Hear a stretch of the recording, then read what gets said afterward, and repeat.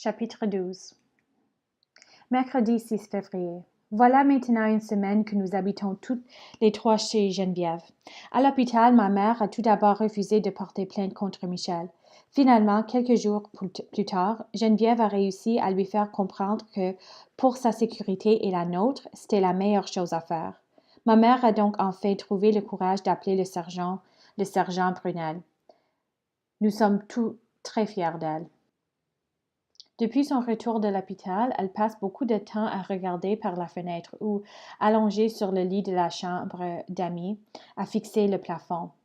Elle sursaute au moindre bruit et ne mange presque rien, malgré toutes nos petites attentions. Je sais par ailleurs qu'elle fait des cauchemars presque toutes les nuits, parce que je l'entends crier et gémir dans son sommeil. Elle pleure souvent aussi, mais ne parle presque pas, et quand je regarde ses yeux, j'ai l'impression de plonger dans un gouffre de tristesse sans fond. Et toujours ses mains qui tremblent, cette peur qui semble ne devoir jamais plus la quitter. Il faut lui laisser du temps, me répète souvent Geneviève, et lui donner beaucoup d'amour. Dès que j'en ai l'occasion, je lui dis que je l'aime, que je suis là pour elle. Sabine lui fait plein de dessins avec des cœurs, des papillons et des bisous, tandis que je glisse des petits mots gentils sous son oreiller. Parfois, toutes les trois, nous regardons un film collé sur le divan du salon. J'ai alors la brève illusion que tout est comme avant Michel, avant la violence. Par ailleurs, un intervenant du SAVAC, Centre d'aide aux victimes d'actes criminels, est venu nous voir. Elle s'appelle Brigitte et elle est super gentille. Elle nous a rencontrés toutes les trois pour parler de ce qui s'est passé pendant les derniers mois. Pour ma mère, ça a été très difficile. Geneviève m'a expliqué que souvent, les femmes ayant été victimes de violences ont honte de ce qui leur arrive, de n'avoir pas choisi un bon partenaire, d'avoir été trop faible pour se défendre, pour s'en aller. Je sais que pour ma mère, le processus sera long, mais elle va revoir Brigitte chaque semaine et ce, jusqu'à ce qu'elle se sente mieux, jusqu'à ce qu'elle retrouve son estime d'elle-même. Geneviève et Yves sont merveilleux. Honnêtement, sans leur soutien, je ne sais pas ce que nous aurions fait. Ils nous ont dit que nous pouvions rester chez eux tant que nous le voulions, et ça me soulage beaucoup parce que je ne pense pas que ma mère soit prête à rentrer à la maison. Michel a eu son procès où nous avons dû aller témoigner. C'était vraiment pénible de le voir. Il avait l'air arrogant, comme d'habitude, comme si tout ça ne le concernait pas. Par contre, il a plaidé coupable et restera plusieurs mois derrière les barreaux, entre autres à cause de toutes les blessures infligées à ma mère, parce qu'il nous a menacés avec un couteau et aussi parce que les enquêteurs ont découvert qu'il avait déjà été arrêté par violence conjugale. C'était il y a plusieurs années avec la blonde qu'il a eue avant ma mère. Évidemment, il n'allait pas s'en vanter. Là, il va avoir le temps à réfléchir à tout ça. Et lorsqu'il sortira, il devra, pendant un certain temps encore, se soumettre à plusieurs conditions, comme par exemple de ne pas tenter d'entrer en contact avec ma mère, de ne pas posséder d'armes à feu ou de couteau, de ne pas boire de l'alcool et se rapporter régulièrement à la police. Ça me fait peur de savoir qu'un jour il va sortir du prison. Pour l'instant, je préfère ne pas y penser. J'ai tout raconté à Laurie et Anaïs. Comme j'y m'y attendais, elles ont eu la même réaction que Marianne, mais celle-ci était là et elle m'a aidé à leur expliquer que ce n'est pas si facile de parler de ce genre de choses, que j'avais gardé le secret pour protéger ma mère, même si, par mon silence, je ne la protégeais finalement pas du tout, que j'avais été aussi aux prises avec quelque chose qui me dépassait, que la peur m'avait paralysée et rendue muette, mais qu'à la fin, j'avais été super courageuse d'appeler la police. Je pense qu'elles ont compris. J'ai bien vu qu'au-delà de leur colère et de leur déception, elles étaient avant tout tristes pour moi et pour ma mère. En pleurant, Nous nous sommes promis que si quelque chose du genre devait à nouveau arriver à l'un d'entre nous, nous n'hésitons pas d'en parler. Tous les lundis et vendredis soirs, mon père vient me chercher pour me conduire au judo. Je lui ai dit que je pouvais très bien m'y rendre et me revenir en joguant, mais il a insisté. Ça me fait plaisir de m'occuper de toi, ma pousse. Parfois même, il reste et assiste aux cours, tandis que nous nous échauffons. Puisque nous pratiquons nos prises, il me regarde le sourire aux lèvres. À la fin de chaque séance, nous faisons quelques combats. Je le vois alors qui se lève pour s'approcher du tatami, son cellulaire à la main, prêt à prendre des photos, les yeux brillants de fierté. Un soir, en sortant du vestiaire, j'aperçois Mathieu et mon père assis côte à côte en train de discuter. Je me dissimule un instant dans l'angle de la pièce et je les regarde.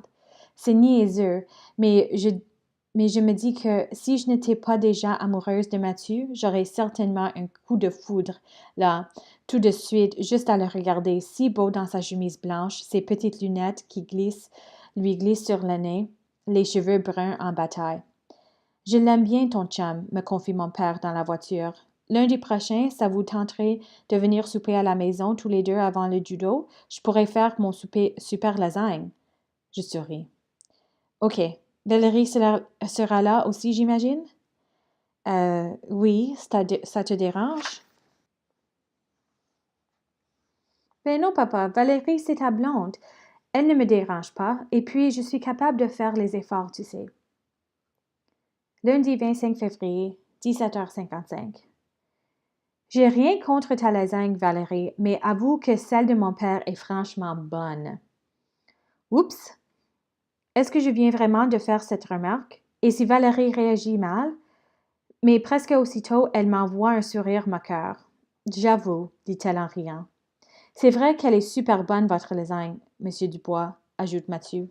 Merci, répond mon père. Mais tu me ferais vraiment plaisir si tu me tutoyais et que tu m'appellerais Stéphane. Et pour moi, c'est la même chose, ajoute Valérie. OK, reprend Mathieu. Alors toi, Valérie, qu'est-ce que tu fais comme travail? Je suis agente immobilière, mais j'aimerais retourner aux études l'an prochain pour devenir infirmière. Ah bon? Je suis un peu surprise d'entendre ça. Au fond, Valérie n'est peut-être pas aussi superficielle que je l'imaginais. Parce que l'an prochain, poursuit-elle en se tournant vers mon père, qui lui fait un petit signe de tête je serai en congé de maternité. On va avoir un bébé. J'ouvre de grands yeux surpris. Ça, c'est bien la dernière chose à laquelle je m'attendais.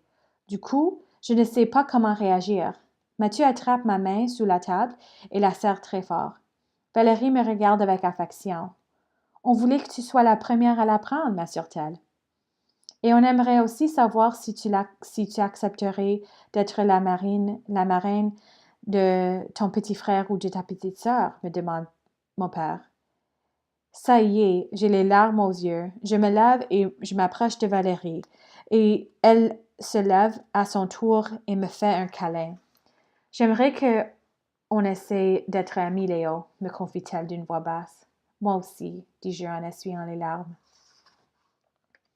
Vendredi 8 mars, 20h. Ce soir au judo, c'est le passage des grades.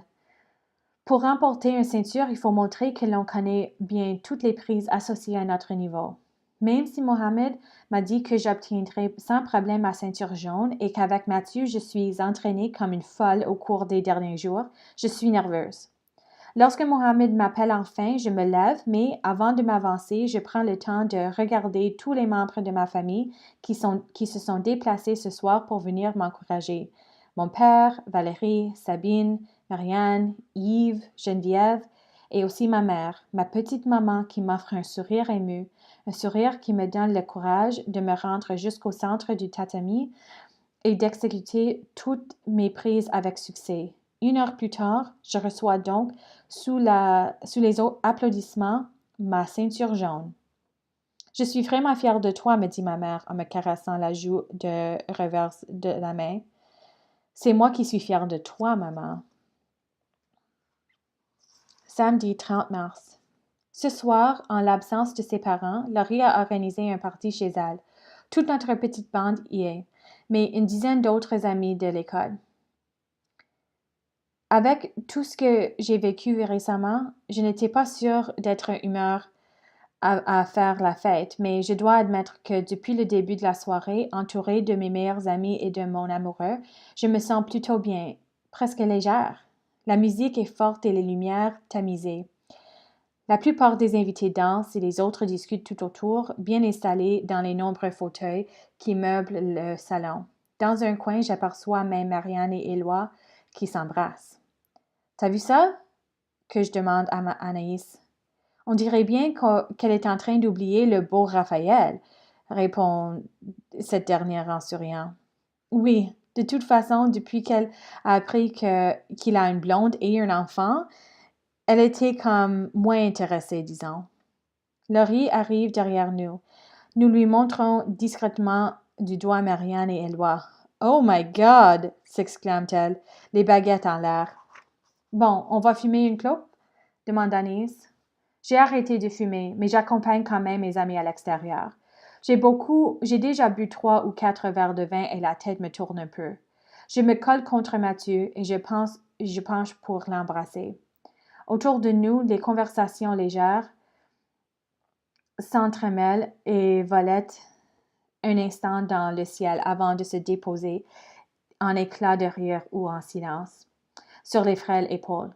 Je souris, pour rien, juste parce que ce soir, entourée de mes amis, je sens que la peur et la honte perdent leurs emprises sur moi et que si quelque chose s'est brisé en moi et que je sais que je ne serai jamais plus la même, j'ai la certitude d'avoir fait ce qu'il fallait et que ma mère retrouvera un jour sa joie de vivre. Je sais aussi que ma mère m'appartient et que j'ai le droit de choisir le bonheur. Cette nuit-là, pour la première fois, Mathieu et moi faisons l'amour. C'est doux, c'est simple et je n'ai aucune crainte. Aux premières lueurs du jour, nous nous réveillons dans les bras l'un de l'autre. Je n'ai plus envie de penser à rien que d'être là, avec mon amoureux, à l'aube d'une journée pleine de promesses. Le genre de journée qui donne envie de croire aux contes de fées. Fin.